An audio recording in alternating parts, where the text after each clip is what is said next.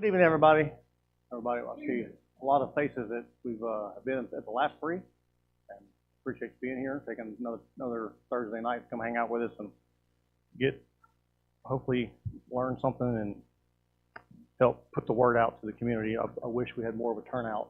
The first one was a great turnout, though the other two not so great, and tonight was okay, but see a lot of repeat faces, so you guys are going to get to hear it again for the third time, or fourth time, and let's see if my story lines up. How's this?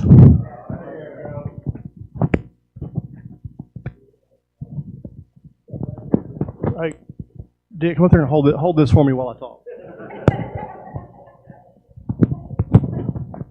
How's that? All right.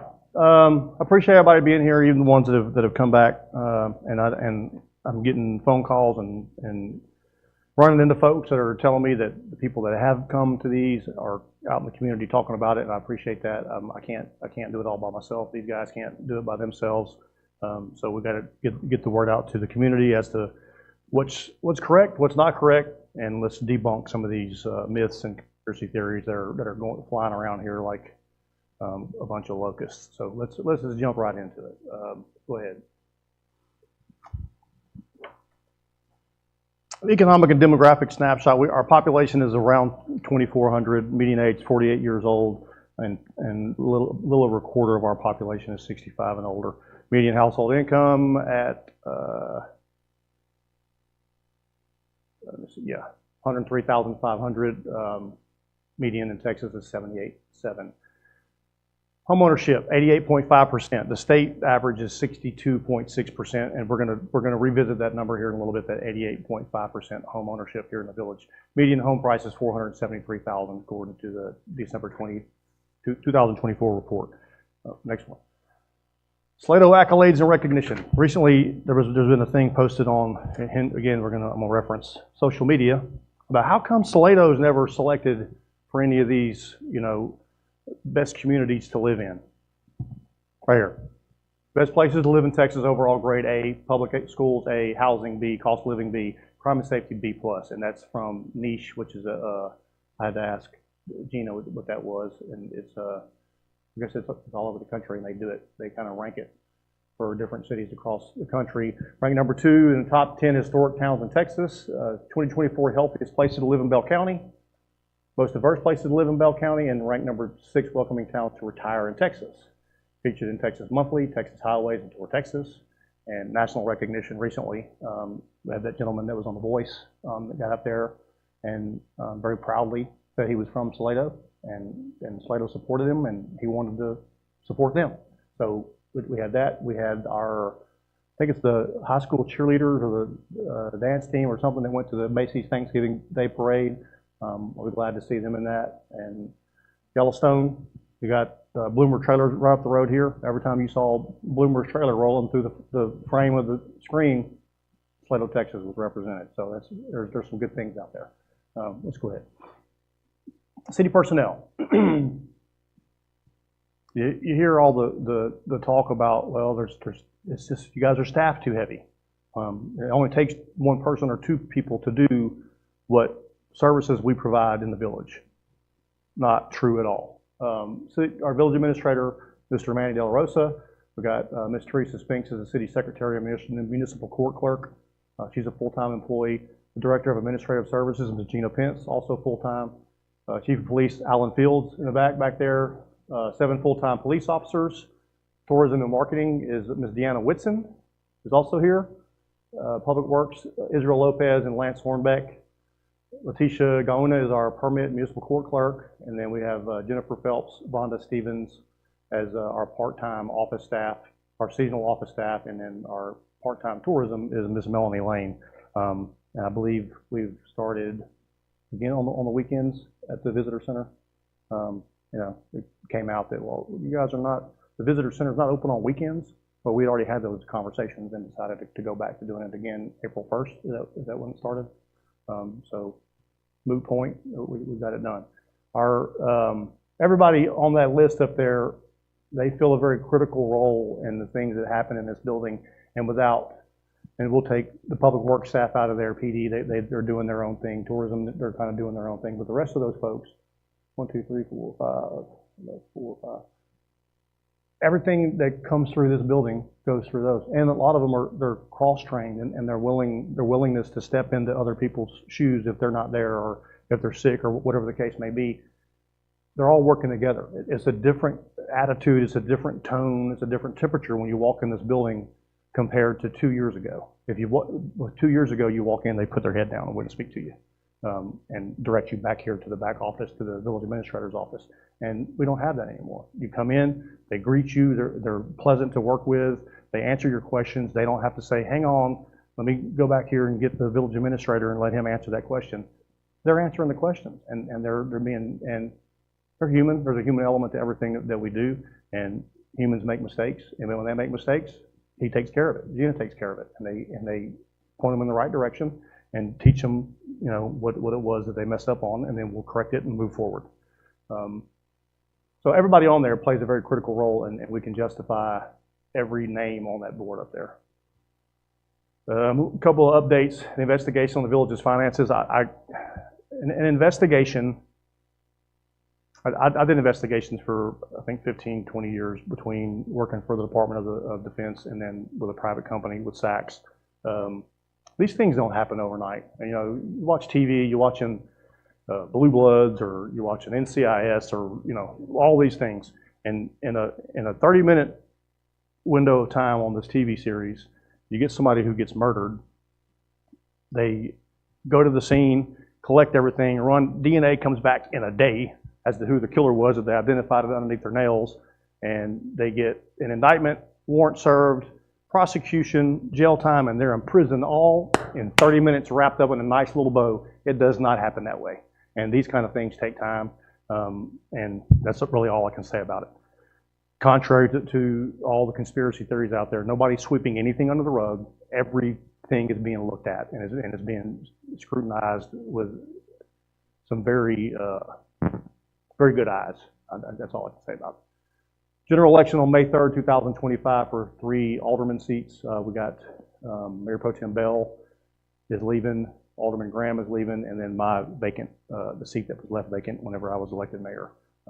So we've got 2 of those candidates here tonight. I appreciate you guys being here, and they've been here for every one of these that we've held. So I appreciate them being here. Special election on May 3rd, 2025, also to reduce the tax rate, which really is what brings us here. So the petition went around whenever the board voted to approve the new budget and the new tax rate. And I ran into the petitioner at a football game, October 25th of last year. It was the night before my birthday. We talked about it. I told him I supported his decision to exercise his right to do so. And I said, I'm not going to hold that against you. I mean, I consider him a friend. I said, I won't hold it against you. That's your right to do it. I support you exercising that right. And if for some reason, and we'd even moved up some of our timelines to accommodate the time that he would need in order to get this petition filed. And in this conversation that we had, I told him, if there's anything that we did or that the county did that holds you up in getting this petition done, and you want to take it to a district court, I'm more than happy to go testify in front of this judge and ask the judge on your behalf to grant you an extension and let you put it on the ballot, because it's your right to do so. Just because you have the right to do something doesn't mean that you should do it, but I support him exercising his right. And then his thing to me was, well, he said, what are you going to do? I'm going to hold town hall meetings, and I'm just going to educate people on what it is, what it isn't, what got us where we're at. And his response was, well, if you do that and you can convince me, then I'll vote against my own petition.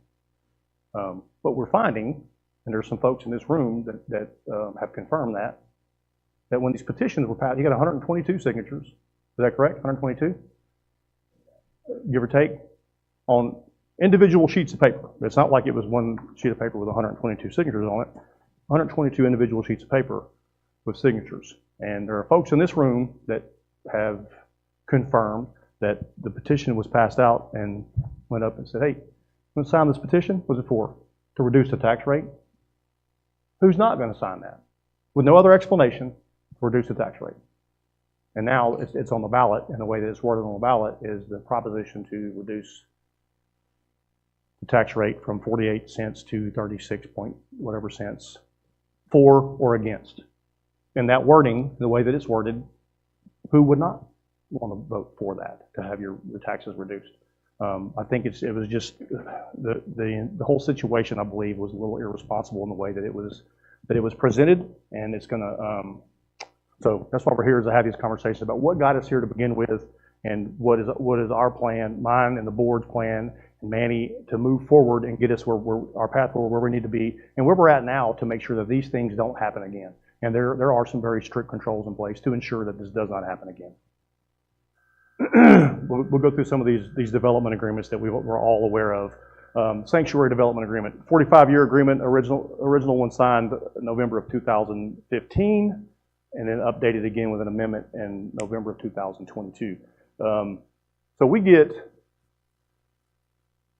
all the property taxes that we get from anything to do with sanctuary, whether it's over, what is it, Castle Rock, or sanctuary, then also Water's Edge. 50% of the property taxes that we get from those properties go straight back to Billy Hanks. And that's going to happen for the next, how many years? Next 15 years. I think it was at, I forget what the original agreement was, but they ended up negotiating it down to, I think, about 20. And now,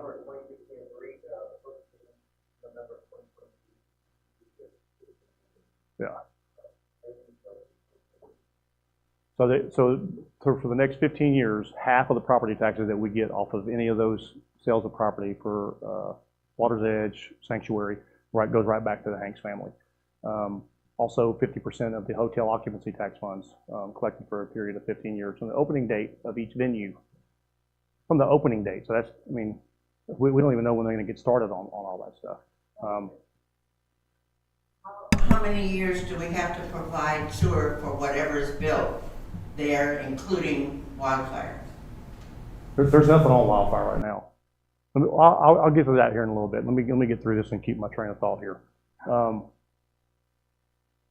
And impact fees for anything that goes on for sanctuary development, 100% of the impact fees are refunded back to the developer.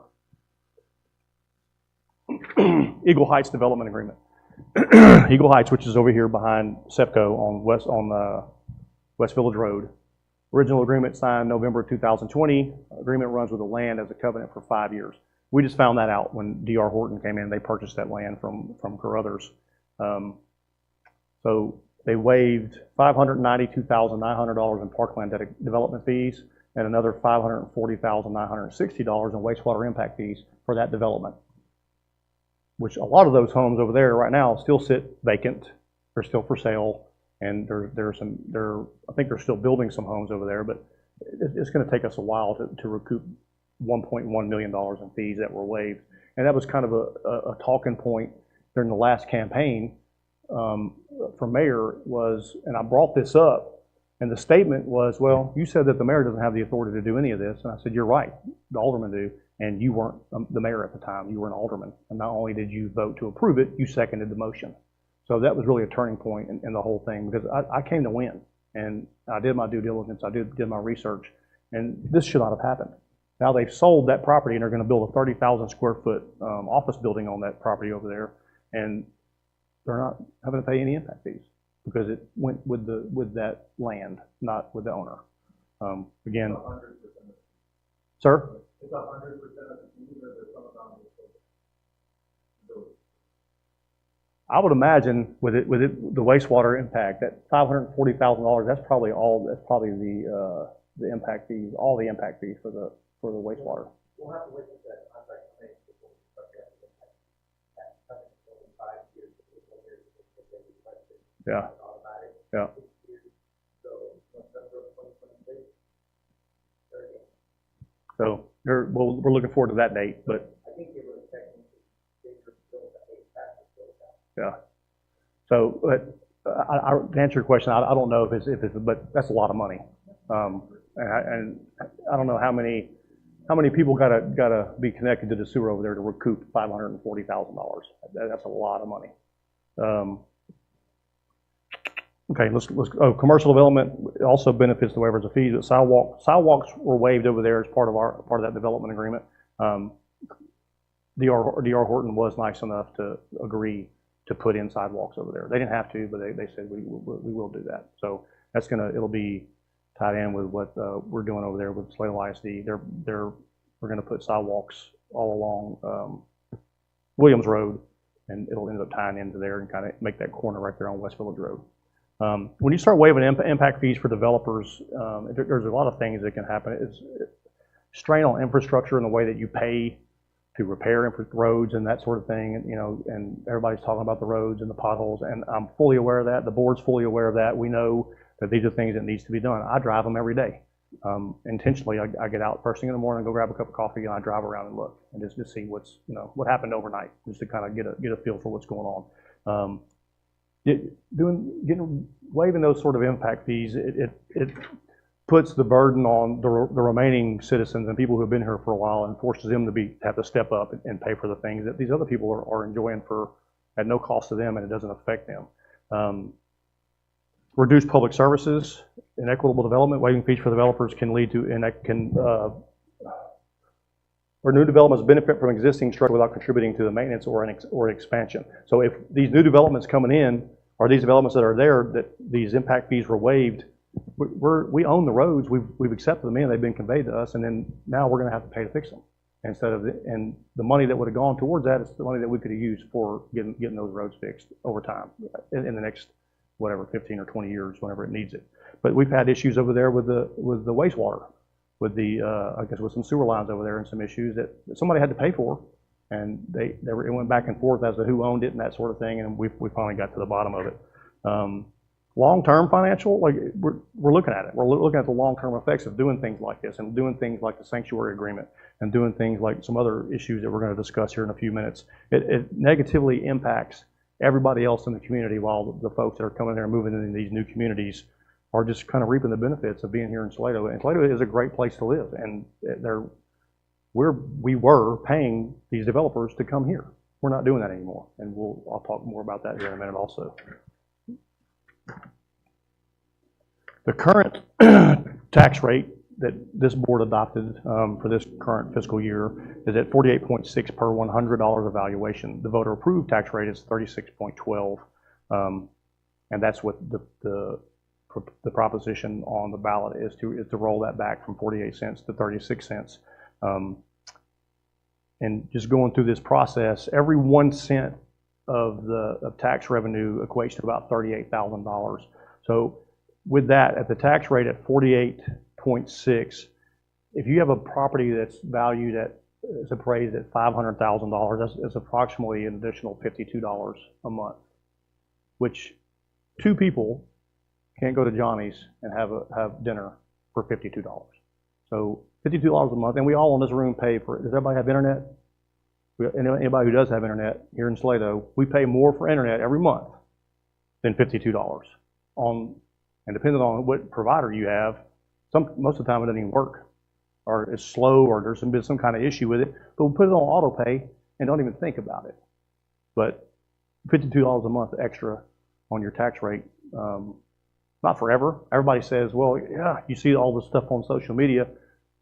Cities and government, they will increase your taxes and they never bring them back down. It's not true, and we can show a history of that, and I'm going to talk about that here in just a second. The people who haven't been here, I think it's going to open your eyes to kind of where we were and where we're at now, and maybe help better understand exactly how we got to where we're at. If during early voting and then election day, May 3rd, if it comes out that this thing passes and people vote for this rollback, we're going to have to pay back to taxpayers in the village about $550,000. $500,000 that we're going to have to pay back to the community, and we have 60 days to do it. So that's why, again, contrary to the rhetoric and the other false narratives and conspiracy theories, we paused any contract labor as far as getting out, cutting grass on Main Street, those sort of things that we didn't absolutely need to keep the lights on, and things, things that PD needs, that kind of thing. We paused it. Just the maintenance for contract services for grass cutting, $31,000 a year. That's almost a full cent off the tax rate right there. And we did all those things. All the things that we paused was because when we found out that the petition was good and that the county accepted it and said it was good to go, we voted to say, yep, let's let it go through. I talked to Manny and I said, I do not want to be in a position that, you know, I had to be the one to get up and give that message less than 90 days into office to say, hey, originally I wanted to talk to you about, we're going to start doing the budget. I want input from citizens, what do you want money to be spent on? And I had to quickly change gears to say, oh, I don't have any money to spend on anything, and this is where we're at. Which leads us, again, to here. I wish more people would have shown up. I wish more people had reached out and engaged to find out what this is really all about. The people that I've been talking to, these guys have been doing a good job of getting out and getting the word out, but this is going to put us in a bad spot. But Village of Salado exemptions. Currently, and I know that's kind of hard to see. Can y'all see that? Can you hit the bottom left switch and turn off these lights right here and see if that helps with that? Is that any better? Okay. Salado, local homestead. A minimum of $5,000 or 20% of your property appraisal. Every property owner in the Village of Salado gets a 20% discount on their appraised value of their properties. The 65 and up population. By state law, at 65, your taxes are frozen. We give an additional $50,000 discount on top of the 20%. Local disabled gets $50,000, and the rest of that is just kind of ties into what the M&O is, the maintenance and operating, and INS is interest and sinking, which is for issuing debt. That shows you what that's 30.1 cents for M&O, 18.4 for INS, and then the total rate being 48.6. 20%, let's talk about that. 88.5% home ownership population here in Salado.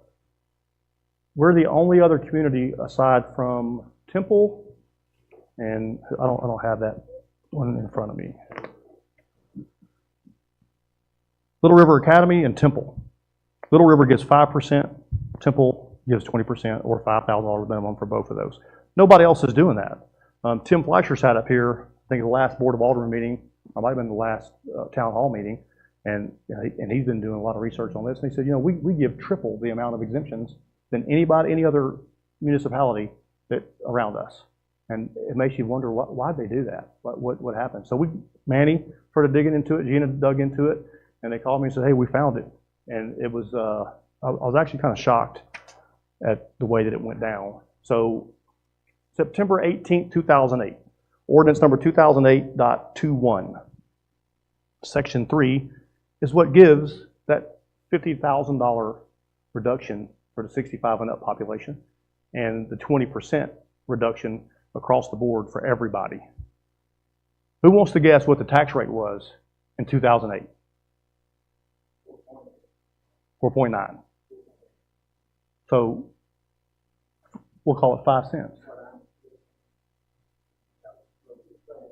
See, that proves our point. And we've been having a discussion about the 65 and up population. We don't know, like, when people turn 65. I mean, I'd love to be able to send everybody a birthday card when they turn 65 and, hey, congratulations, your taxes are, all are frozen. But we don't know. We just had Ms. Hulda Horton passed away at 95 years old.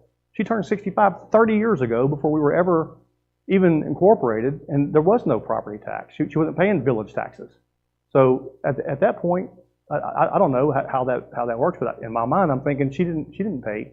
I'm just using her as an example in that age demographic because we don't know when they turn 65. You said you were already 65 at that time? Yes, sir. So, and you paid what on property taxes? 4.87. Yeah. And that was after getting 20% and another $50,000 knocked off of it. So there you go. That's, yeah. Well, get in line. So we started looking at that and I can't understand for the life of me, except for at that time and seeing some of the things historically that happened whenever they incorporated and became a village.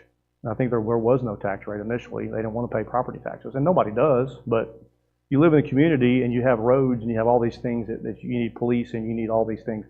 who's going to pay for that? Like, it has to come from somewhere. So it started getting up, and it got to right around 4.95 cents. And the response was, okay, we're going to reduce everybody by 20% and give $50,000 to the 65 and up population. And that was done, Mayor Merle Stalcup is who signed that in 2008. And I can't put any rhyme or reason to it. I would think at that rate, and we just had this conversation earlier, when your tax rate's that low, and then you waive 20% across the board and then an additional 50 grand for the 65 and up population, you're probably paying a half a cent property tax at that point. So to me, there was no rhyme or reason for it, but we're looking to see, there's been word out there that we're looking to eliminate exemptions and all that, and that has not been the discussion. We put it on the agenda for the last Board of Alderman meeting for us to discuss it, because we can't, outside of these chambers, I can't have a conversation with Zach, and I can't have a conversation with Mac about any of this. It's a walking quorum. I can't talk to him and then him turn around and talk to him. We can't do it. So we put it on the agenda just for us to have a discussion up here. But the narrative was that we were going to come in here and just off with your heads and take off all those exemptions. All it was a discussion, and we took no action that night. So these numbers are very telling. And then in comparison to everybody else around us, I can't understand. These exemptions at 88.5% home ownership in the village of Salado, you give those sort of exemptions as an incentive to come here and to buy homes here. So that's for cities who have a low percentage of home ownership. We're well above the state average. There's no need for that. And again, I don't understand why it's still a thing. And we're looking into it. We're seeing what we need to do. I don't want to put any extra burden on anybody else. I don't want to add to anybody's issues, and it's certainly financially. But if you want services and you want certain things, the money has to come from somewhere. And we're trying to get the roads fixed. Currently, we've just ordered 2 pallets of this stuff a group of volunteers, Miss Tommy Prater, Joe Oliver, Mike Foster, Don Hogue, Chief Fields. We got out on 2 weekends and went out there and started repairing potholes. I'm doing it myself. I'm getting out there, and on my weekends, which doesn't really mean much these days, my weekends are just about the same as my weekdays. The phone doesn't stop ringing, and there's always something to talk about. So, and we did. We got out there and worked, and we whistled while we worked, and we talked while we worked. And I'm very grateful for those folks that did that, and we got some more coming. There's a community event this Saturday, I believe, a cleanup event that the museum is putting on. I think that's who's kind of handling that thing, and for people to get out and pick up trash this weekend, and I'm gonna try to get out there for that. So I'm doing what I said I was going to do, fix the potholes. I didn't mean I was going to go out there and do it myself, but that's what we're doing, and I'm not above doing that. So whatever needs to be done, I'm willing to do it. Let's go on to the next one, please. Here we go. Property tax rate history. We look at this: 2016, 2017, 2018. 62.7 cents. Who was here in 2018 when it's 62.7 cents? Just 2 of you? How mad were you that your roads weren't getting fixed when you're paying 62.5 cents tax rate? Over the next 5 years, that rate reduced by almost 40%.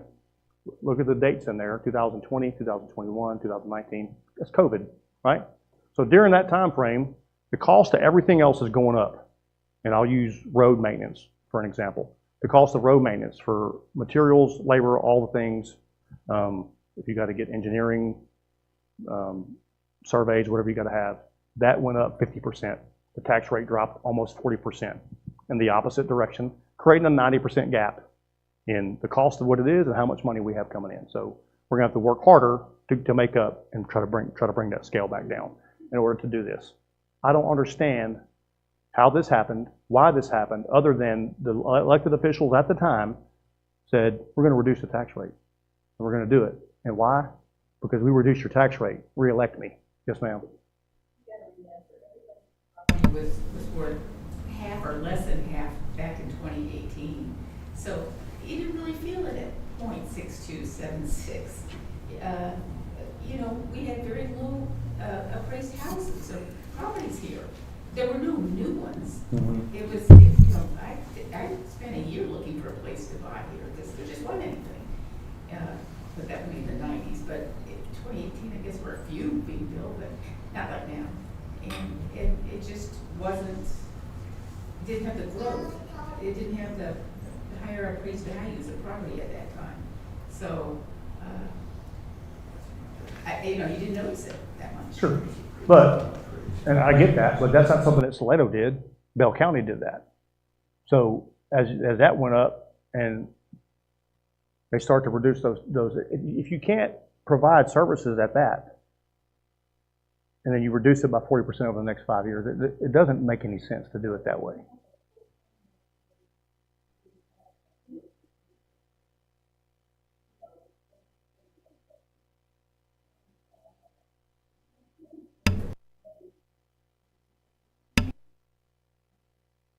Well, we have a lot more going on now, and we have a lot more tourism here. A lot more people came in busloads, and there were shops, and people were shopping still then. But the internet changed everything. Yeah. Well, I get that and I understand that point, but again, that's not something that the village created. It wasn't something that we had anything to do with, and we still have services to provide. We still have to pay for the services that we try to provide to our citizens and to our local business owners. Okay, let's go to the next one. Growing needs require stable revenue, population growth, increasing demand for services, population growth. We got 14,000 new homes coming to over here in Salado Ranch. That development kicks off.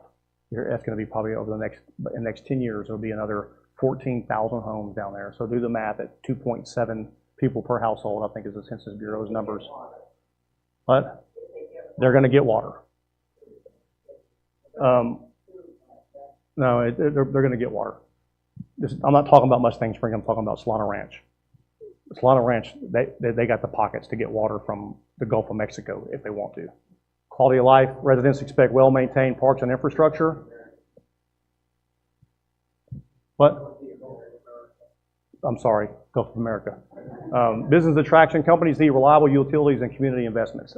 This all comes from a citizen engagement feedback survey period of October 10th of 24 through November 1st of 2024. And I'll get to that here in a minute too about some of the things that were discussed during that. Go ahead. Long-term risk for Salado, infrastructure, rising maintenance, backlogs, and costs. The longer we wait to get these roads fixed, and I'm telling you, I'm adamant about getting these roads fixed. We're looking at all possible alternatives that we can, aside from me getting out there and fixing the roads myself with Chief Hills and whoever else wants to get out there and do it. We may even enter into a partnership. We went to the Texas Municipal League Conference this past, when was that we went to that? October, yeah. And came across this piece of machinery that we're like, whoa, this thing, it changes the game as far as getting, repairing potholes and fixing roads, and rather large potholes. And we're looking at other alternatives to having contractors come in here and pay to redo the whole thing. That needs to be done, but we try to figure out how to do it in a way that we can make it last a little bit longer until we can get our money built up in order to do that, or issue debt or whatever the case is, which is really where we're at now. Is if you look at the things that were done, I know Center Circle was done over the past couple of years, School Road behind the elementary school, Van Bibber, and all those initially when it came to the Board of Aldermen, it came to us saying that these were going to have ribbon curbing. None of those have ribbon curbing, and then it was determined later on when I asked the question, how come there's no ribbon curbing? Well, the engineer, they estimated it was going to be this cost, but whenever the cost actually came in, it was this cost, so we had to reduce it because the board approved it at this amount, so we had to knock off whatever to bring it down to what the board approved. Instead of just bringing it back to the board for reevaluation and have another conversation, we eliminated the ribbon curbing, which is what ties the whole thing together. So now you go on Center Circle, and I was with somebody a few weeks ago looking at that. It's already starting to chip off on the sides. Ribbon curbing prevents that from happening, and there's 3 projects right there that it just didn't get done, and I don't get it. Growth, diminished ability to attract new businesses. If we don't, I know that people want to keep Salado. I do too.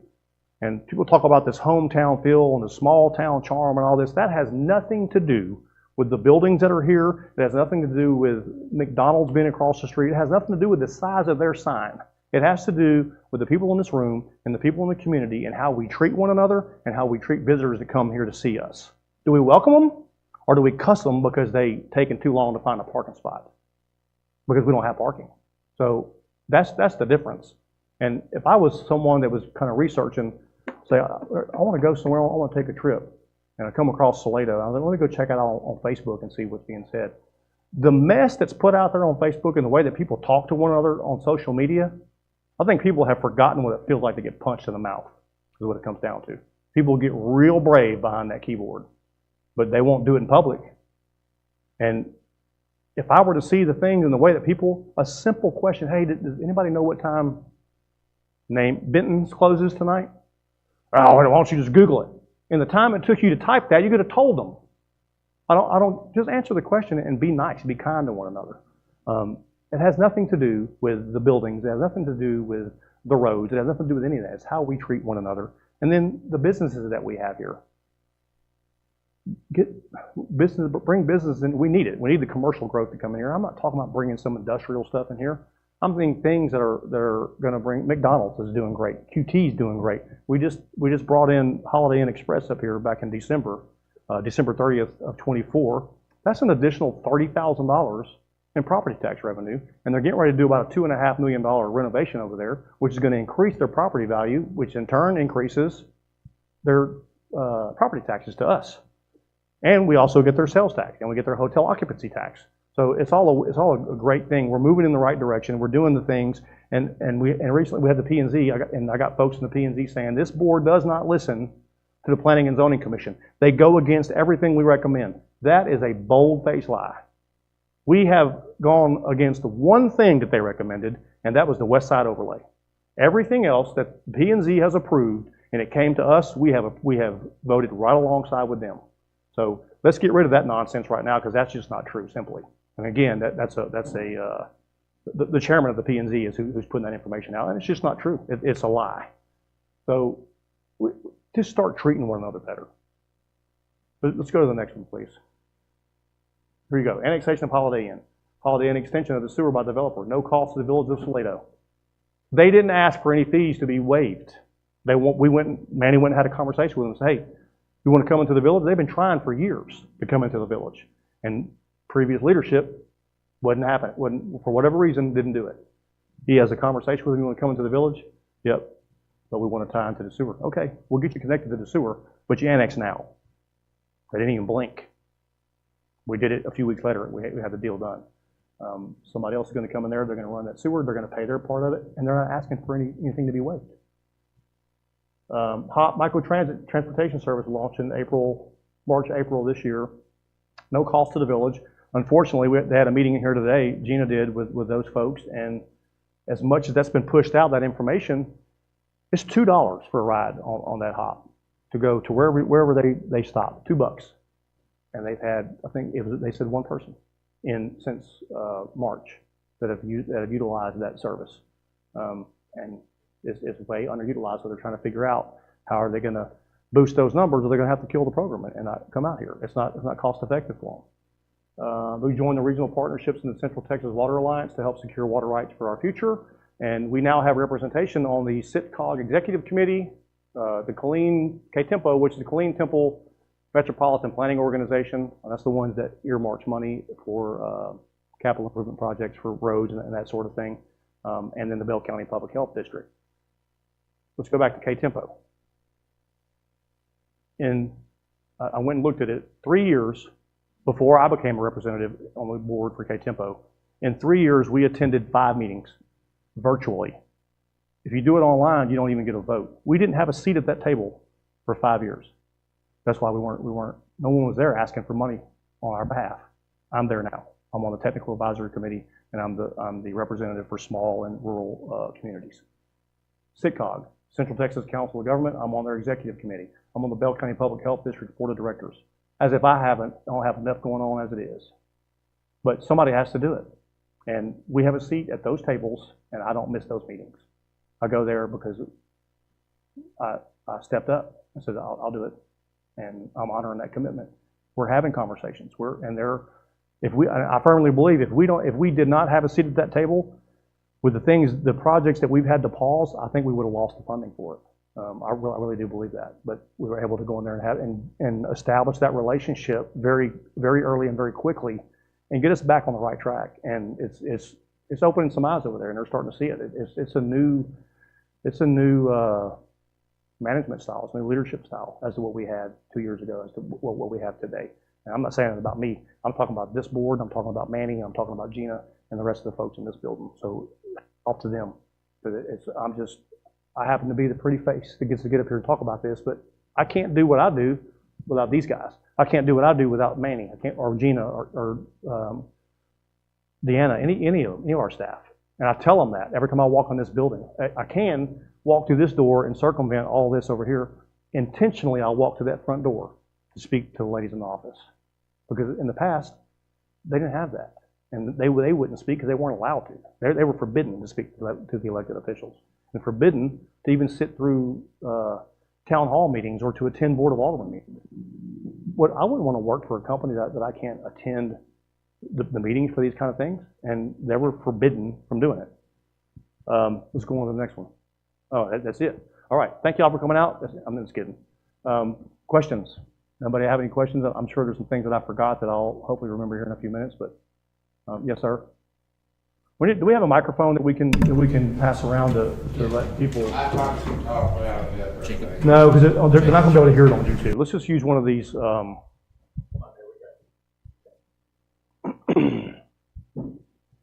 One. Hmm? Okay, that's not gonna stay on this side. We y'all ushers now? I am the quiet one. Please donate this microphone.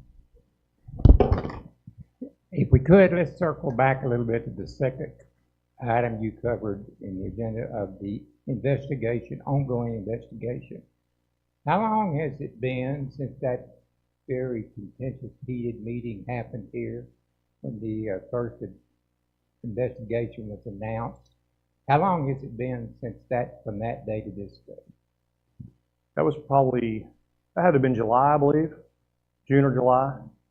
No, probably July, August, because we started getting closer to adopting the tax rate. So around that. So no one is expecting this board or you or anybody else to do that overnight. But that's not overnight.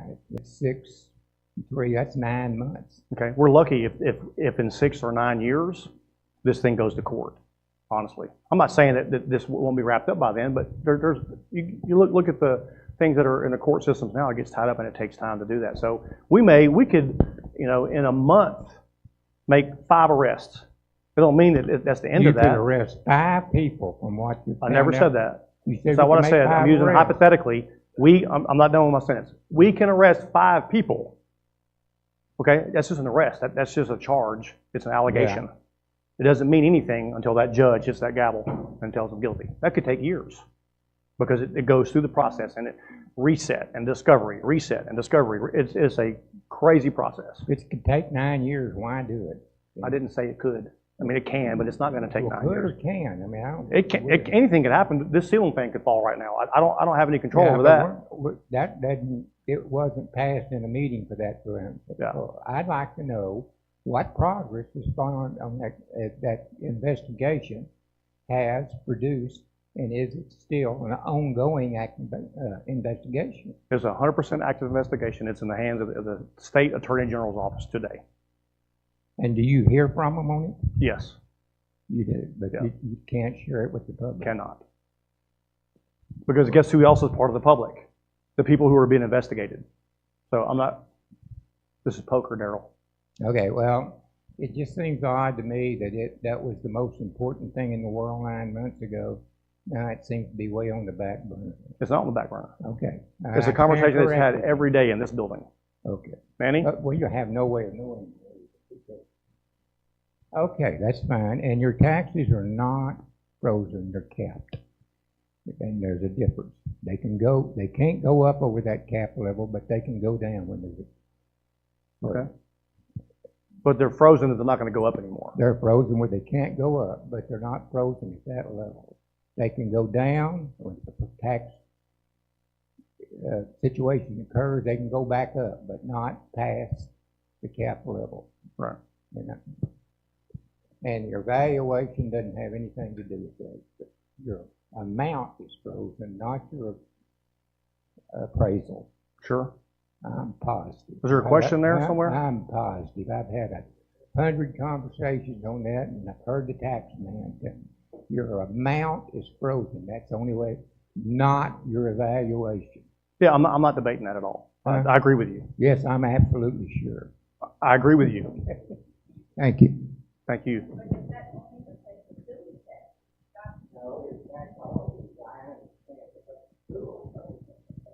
Okay, we can have sidebar conversations outside here.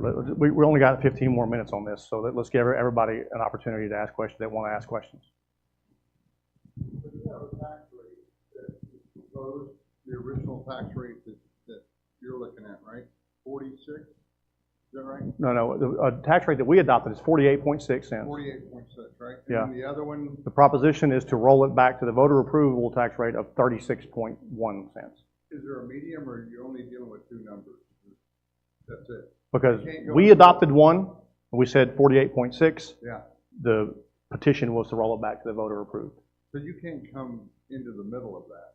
No, because right now, as it stands right now, everybody who's paying taxes pays 48.6. Right. That's why if this thing passes, we got to pay back the difference between the 48.6 and the 36.12, which comes out to about $550,000. But I guess my question is, even with the petition being signed, and if it passes, it can't be negotiated that it's a middle of the road between the two numbers? Yeah, because what's going to happen is in May, in May 3rd, on election day, and we get the results, if it passes, then we still, in the next couple of months after that, we go right back to the table and start looking at the budget for the next fiscal year. So, no, from that, we cannot negotiate that. That's too bad. Yeah. Too bad that you can't get it at least to improve what you're trying to do. Right. Who else? Manny probably knows how. Give her the microphone, please. Hold on, Linda. How long, I'm the teacher, 8th grade.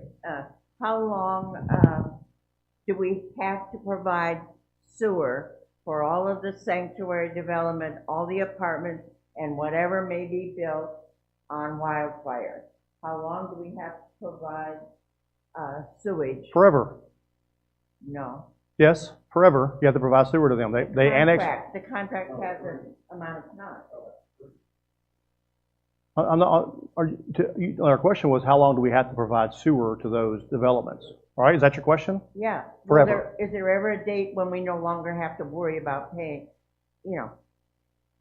I mean, if 50 years from now, if nothing is built on Wildfire and all of a sudden apartments are built there, do we owe them sewer still? Yeah, according to that, because it talks about the day of completion. So the contract is forever. And nothing we can do about it. But even once it's done, they get it built, we still have to provide sewer to them. And one more question, can we publish that list of how the tax rate changed in the newspaper? It's on the village website right now. If Tim decides he wants to print that, that's up to him, but it's out there. It's on Or the I village can take website. out an ad, thank you. Yeah. This might be for Chief. A month ago, this deck said Chief had 8 officers, full-time officers, and now it says 7. I was curious, did we lose an officer? No, we're down an officer. Well, I'll let him answer it, but I can answer it, but he can go ahead. Yeah. Go ahead. By ordinance, you're authorized up to 10 officers. By budget, we're authorized 9. We currently have myself at 7. That's it. So it's still 8, Okay. but it's 7 plus the chief. That number just changed. But in he's a this working deck. chief, so he still patrols. He does those. He's not just sitting there. Yeah, that number just changed in this deck from last deck. Yeah, she updated it, I think, today or past couple days or whatever. Yeah. Okay. That's right, yeah. Okay. But even at that number, we're still at 24/7 coverage.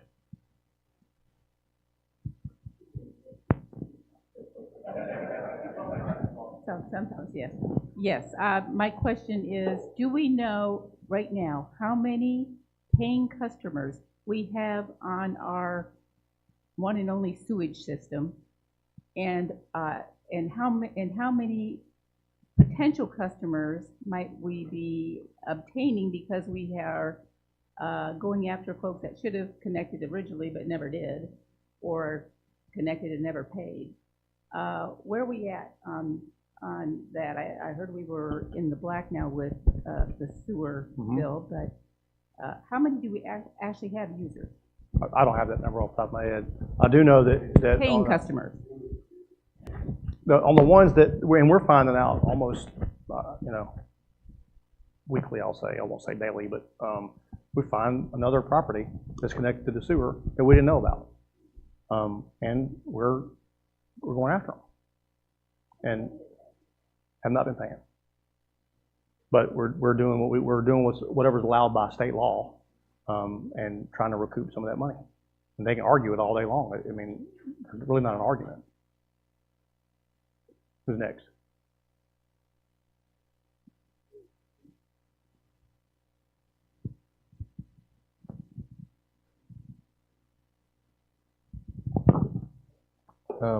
What are the back to the it was Eagles, the Eagle Heights. Eagle Heights? What are the impact fees?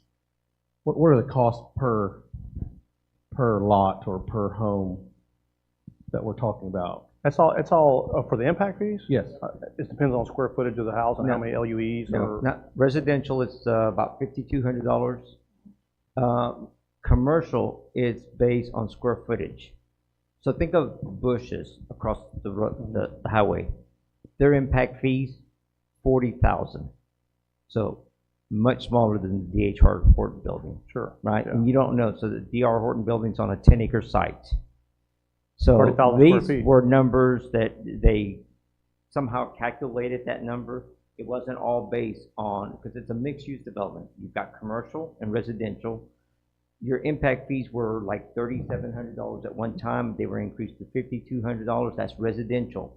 So there's three ways to pay here. It's either residential, some of it's square footage, unless you're a customer, and we can calculate your 12 months of water consumption. There's a formula to convert it for wastewater, which is how we came up with the Bush's chicken location. Mm-hmm. So, but for example, the Gus Plaza on Main Street, that's based on square footage. We don't have water consumption rates. Right. So, and the formula, the city ordinances have three formulas for us to be able to calculate those. And previously there was really no, they weren't sticking to that, and we have documentation to support that documentation that was found in a box in a maintenance shop, but it was found to see who paid. We can't really tell who paid what for some of these because there just wasn't any documentation that was kept, and it really wasn't great record keeping. Okay. So it was $5,200 residential. It's impact fee, and that's for sanitary sewer. Yes, sir. Right. And it has nothing to do with the water meter. Not at all. That Only would be wastewater. okay. And on that same subdivision, is there a road warranty bond in place when that was accepted? Do y'all know? I don't have that agreement in front of me. Yeah, it's long expired. It would have been. Bond's only 2 years. 2 years. Okay. Yeah. That was my next question. On the potholes, don't read into this, but I just have to ask. Does anyone know, has anyone identified how many potholes are in question and more or less what their average diameter is? I went, myself and Joe Oliver, either a year and a half ago, went around looking and taking pictures. And I think I took 72 pictures of significant potholes. I'm not even talking about little stuff. Right. I identified 72 opportunities that needed to be done. So I'm sure it's more than that now. I saw one earlier over on West Village Road. I'm sorry, Williams Road, right there where they're doing the new construction. Just as you pass, you turn off 2484, just as you pass the Scott and White Clinic, right on your right-hand side. Watch out for that one because that joker's gonna bust your tire. It's deep and it's new. It just happened. So some big truck rolled through there and broke off the side of that because there's no what? Say it with me. Ribbon curbing. That's what stops that kind of stuff. You talked about that I guess in the, where were we at, where you asked a I'm a question about huge that? fan of Huh? ribbon. I'm a huge fan of ribbon Yeah. curb. All right, what else? On ribbon curb, just, I'm sorry I'm taking so long, but just on ribbon curb, do you happen to know, and I know this wasn't decisions made by people in here, I don't believe, but when Van Bipper Road and the other roads had what I would refer to as a contractor and a builder, I think that the performance of those repairs were substandard at best. Mhm. I recorded a bunch of it because this happened in front of my house. Yeah. And do you know if there was any conversation about ribbon curb and or any costs associated with that? I think you touched on it a little bit. I just wonder if anyone knows what that cost was and why it didn't happen. Why did we just Band-Aid, without Because doing of- it properly? I know it's money, but. Yeah. So when it came to the board for approval, ribbon curbing was included in that, and we approved that dollar amount. And then when it got done, there was no ribbon curbing. Well, why? Well, because when it came back, it was actually more expensive, so we had to see where we could cut cost, and that's what we did. And then they took some of the filings from Center Circle to fix the issues you're talking about over on Van Bibber. Like, you think that's not jacked up? You got two different contractors, and one's getting paid a little extra to go take whatever they took off of Center Circle and go put it on Van Bibber to fix what the other contractor did. Previous administrator said he reached out to that contractor to make them go fix what they didn't do correctly over there. In my opinion, it's still not fixed. It still looks like garbage. The edges of it do. There's not really any square cut anything. It's all, you got asphalt over in people's ditches and that kind of stuff. And then he says that we never paid him for that. I don't know if that's true or not. I don't know. I don't know a lot of contractors that generally work for free or perform change orders for free. For the record. No, I'm saying after it was done, Yeah. and the final invoice came in, he says that, well, we're not going to pay it till they fix it. Well, they haven't fixed it, so I don't know whether it was paid for or not. But he says he did not, but who knows? I really don't think Van River was ever discussed on the board, it just happened. I think Van Bibber was before me. That was approved before I was on the board. Center Circle. Carson complained and got that done. Yeah. I think the Mike Carson, I don't think it was ever supposed to do it.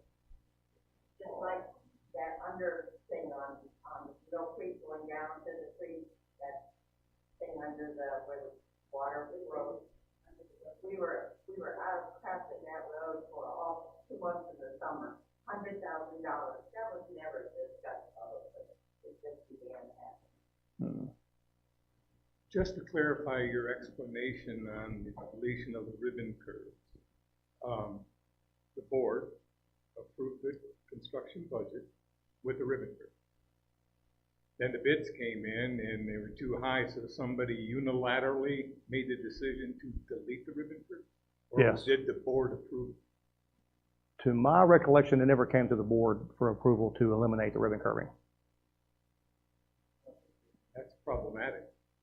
I'm aware. John, Mike Carson. Okay, who's next?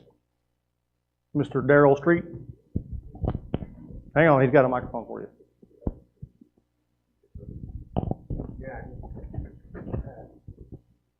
Last night at the Meet the Candidates meeting, it was a good meeting. Y'all all did a great job. But there was a lot of time spent on answering questions on what Salado, how they could increase their water meters. And as far as I know, Village of Salado doesn't have anything to do with that. It's still the Salado Water That's Department. correct. Y'all are not in partnership with them on anything, are you? That's correct. Other than gentlemen's agreements and working. No, for there's each no other. gentleman's agreement. We have a franchise agreement with them. You do have a franchise, Yes, but but we don't control what they do, and No, they just pay to provide service here. and that's the point that a lot of people are still holding the city responsible for. Example, when you go into phase 2 or whatever it is, watering days, you only water twice a week and stuff, but they blame the city for that. Oh, I'm aware. I get phone calls. I got blamed for the brown water over here during this last summer. So, yeah. Well, I just wanted to make it public that the city of Salado, the village of Salado, has nothing to do with water rates, water meters. and supply. Mhm. It's Ricky John, and I think he does a great job. Thank you. All right, who else? Oh, well, I hope everybody learned something, or at least had, enough that it tickled your brain and piqued your curiosity that you can go back and do some research on other things that maybe I didn't touch on that you would have liked me to. My information's out there. If you want to have a conversation, I'm welcome. I'm open to meet whoever, wherever, and have that conversation and answer those questions. Contrary again to what's being said on social media and I don't communicate with citizens. I don't engage with citizens. I'm all over this place. Like if you don't see me around town, it's because you're not out. And it's been that way since I moved here because I love to be out and about. I can't sit at home idle. So I get out and I go visit businesses and I go talk. I'll stop. I got friends that own businesses locally. I'll go stop in there and have a conversation with them to see how things are going. And I did that even before I was a mayor or alderman. And that's who I am as a person. So call me. My phone number's out there. If you don't have my number, I have cards with me. Come up after the meeting. I'll give you my phone number, and I'm happy to sit down and have a conversation with you. You know, a number of people are upset about the committee thing. Maybe it's time for the board to start a pothole committee. Okay, here's. You can get volunteers to join that. Yeah, and I'm gonna do that. Once we get the material in to repair the potholes, I'm gonna put it. And people say, "Oh yeah, let us know. We'll show up." And I've done this and here we are right here. Look around you. Said we're gonna do this on this day, and come time to do it, they don't show up. So it's fine. It is what it is. But we're gonna give them an opportunity to get out there and if they want to volunteer their time to do it, it's much appreciated. But I can't make them do it. Can't make them show up to do what we need to do. But just I don't know. If you have questions, if you hear your neighbors, your friends, family, what they don't quite understand this thing, what's going on, and what's going to shake out after this thing is over, whether it passes or whatever whatever the future may hold. If you don't know, please do not rely on social media for your information because 90% of that is just not correct. There's just enough shred of truth to that to kind of feel like, well, it kind of makes sense, but no, it's just not. Please don't do that. Huh?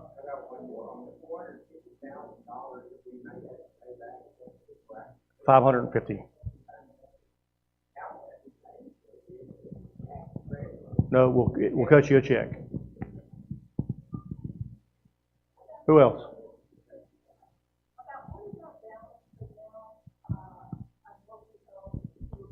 Ms. Walsh, I don't have any of those numbers in front of me. Yeah, I didn't.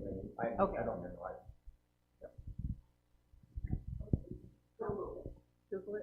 Yeah. Chat GPT it. Okay, if you don't have any more questions, anybody else got any questions? I really do appreciate you, the people that showed up and come here and try to learn what's happening and gain a little bit of insight. But anyway, thank you.